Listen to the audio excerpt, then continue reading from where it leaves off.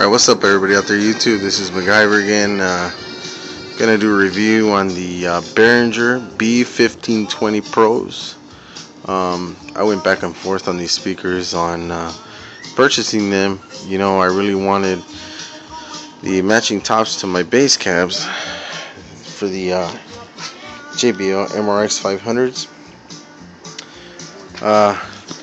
Mainly because I wanted to keep it all JBL, but I did a lot of reading on these. I did a lot of searching through the reviews, and these seem to be the right ones, you know, for the money, for the power that they give, for the sound, especially since I went to a lot of stores and compared them with the sound of other speakers, EV Live X. I also tried them out right next to some of the alto speakers they sell at that Guitar Center.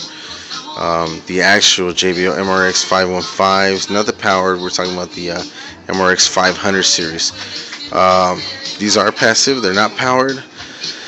I just fallen in love again with passive systems because over the time it's just dealing with all the cables and everything hasn't been good, and I needed a little bit more power on reserve, you know. So as you all know, you've been watching my videos, you see that I got the Behringer iNook 6000 amp. It's in a little comfortable little case there now. The only trouble I had was finding out how to use a crossover on that through a 4-ohm dual and then through two 8-ohm cabs. So this is a explanation on that right there, and then also a review on the speakers. So first off, I just want to say that in order for you to use the crossover on this, because it has a different feature than the rest of the amps, the back is only mono, which means all the power is in the one channel out for both channels going out to the speakers, and for you to be able to use the crossover. So B side is for the bass and A is for the highs and mids. So I was able to hook up the foam cab on the other side, and I linked one to the other speaker, which dropped the ohms down to 4 because I put two 8-ohm loads on it. So got a pretty nice even sounding system now, and I was able to use all the power and the features. In order to do that, all you need is regular locking Neutrik speak-on cables, and it's positive one and negative one, both for the bass cabs and for the tops. So you don't need any special cables. Just in case you don't know what a speak-on cable looks like, the ends look like this. I got a little locking deal here. You plug in, turn, it locks. Take it off, you pull back on this, turn out. This is a 4-pin cable, so it's a lot thicker than the regular ones. I use it for bass cab where the cabs had to be split out, but at first I thought you needed this cable for the bass cab and then a regular one and negative one and plus one to go up to the top cabs, but you don't. It's just simplest thing is just switching it to mono and then using the crossover and go down to one cab, and then from the other side of the amp to the tops. So even though you're using one volume to control everything, the other one doesn't really do anything. It's this side here. Now you guys notice that I turned it up like that, and it's not blowing them out, but where I had it half on my main, I'm down here. I am halfway up here, and on my phone, which is connected to the mixer, I have the volume down on that too. On the channel I'm here, but if I were to go leave that up there alone, leave this here, and match it, it's a little over what, 15? It's 15 there. The volume's a lot harder.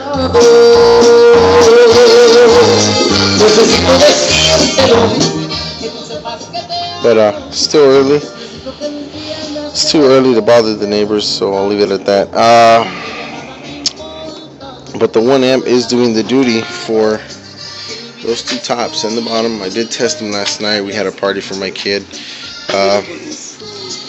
It did pretty good. I had it on for 6 hours. No hiccups, no pops, no hisses. I didn't hear the sound go down or any trippy stuff out there. So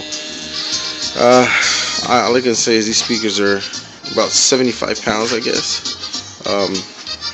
The steel mesh is real durable. It's curved, so it's hard to dent inward, because of the outer concave on there. The tops are nice because the top lid and the bottom lid, it's all wood construction, but they have lids on them, and they are really tough ABS plastic. They really protect really well all the bottoms and tops, and people are used to putting beer cans and stuff that get the wood caps damp and make the would expand and stuff like that, and you don't really want that.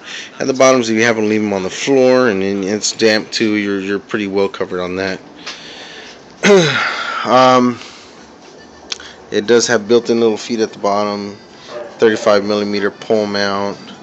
The nice thing about this is that the actual compression horn, it's works two different directions.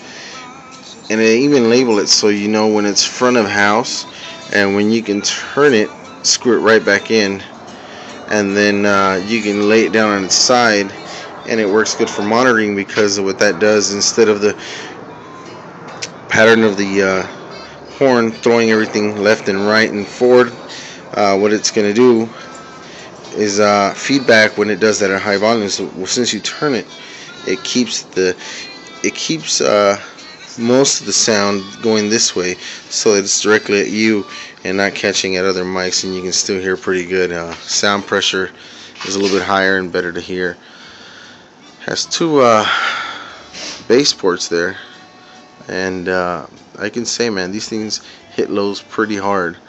I know what the MRX Dual 18 does, so I didn't really want to use it last night, but the cabs itself, I was trying to let them do the bass work, and let me tell you, they weren't struggling at all. They were knocking pretty good.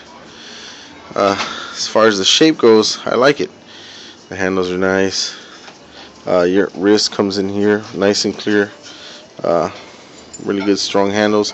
If you break them, you can replace the handle, 1, 2, 3, 4, get out, put it in. Trapezoidal design, so you can lay them on the side and use them as monitors, which is really neat. Speak on hookups. Power rating, I think they're a good continuous, I'm going to say